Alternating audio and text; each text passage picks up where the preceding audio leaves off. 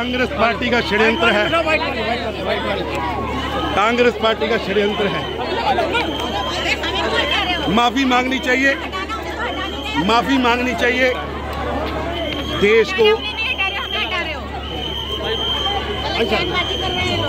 देश को तोड़ने की कोशिश हो रही है। कांग्रेस पार्टी देश के अंदर मुस्लिम लीग का एजेंडा लागू करना चाहती है। भारत की बेटियों के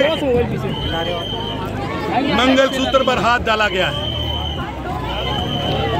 भारत की पुरातन सोच को,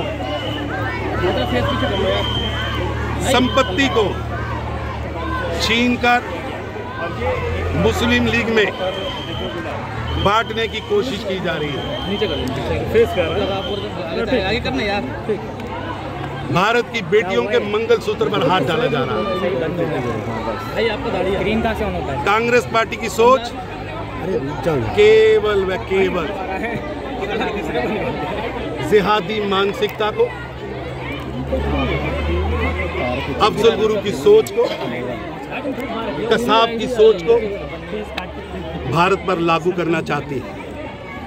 उनका घोषणा पत्र केवल व केवल मुस्लिम लीग का एजेंडा और जॉर्ज सोरस का टूल किट से ज्यादा कुछ नहीं है। टूल किट से ज्यादा कुछ नहीं है। चंद्रिका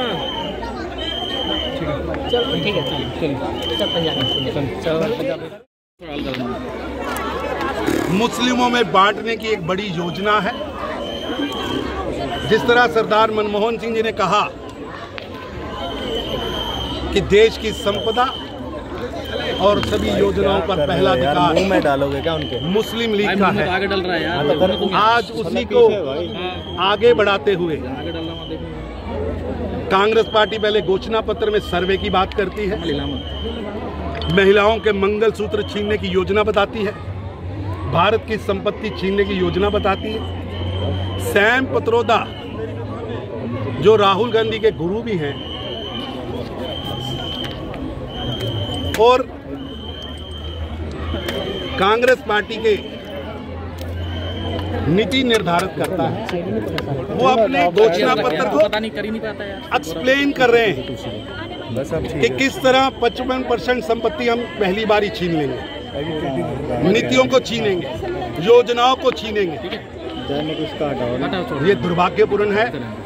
भारत की बेटियों की अस्मिता को बचाने के लिए, मंगलसूत्र की रक्षा के लिए, देश के नागरिकों की संपत्ति की रक्षा के लिए भारतीय जनता पार्टी इस सड़कों पर उतरी और महिला मोर्चा का जो प्रदर्शन कि मंगलसूत्र बटने नहीं देंगे, नहीं बटने देंगे। अब कोई हमारे मंगलसूत्र पर हाथ डाले तो भारत की बेटी उसे बर्दाश्त नहीं करेगी। राहुल गांधी इस्तीफा दो, राहुल गांधी माफी मांगो।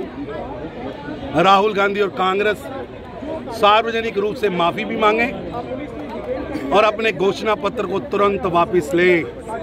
तब तक ये संघर्ष जारी रहेगा, ये संघर्ष रुकेगा नहीं। ये टीआरएस, ये जो आज की घोषणाएं हैं, ये कांग्रेस पार्टी का एक छिपा हुआ टूल किट है, एक एजेंडा है जिससे वो भारत को बांटना चाह रही है। ये भारत को बांटने, ये सर्वे के नाम पर हिंदुओं की संपत्ति छीनने का, भारत के नागरिकों की संपत्ति छीनने का एक षड्यंत्र है जिसे हम कामयाब नहीं होने देंगे। ये मंगलसूत्र छीनने वालों के तुरंत देश से माफी।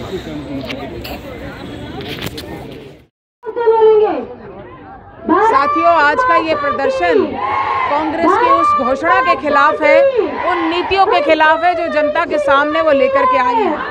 अपने मैनिफेस्टो, अपने घोषणा पत्र में उन्होंने बड़ा साफ साफ लिखा है कि आने वाले समय में अगर जनता उनको सरकार ने जिता करके भेजती है तो वो एक एक घर की असेसमेंट करेंगे, सर्वे करेंगे और जिसके पास जो फालतू पैसा होगा, गहना होगा बहनों के पास, उसको ले लिया जाएगा और बांट दिया जाएगा।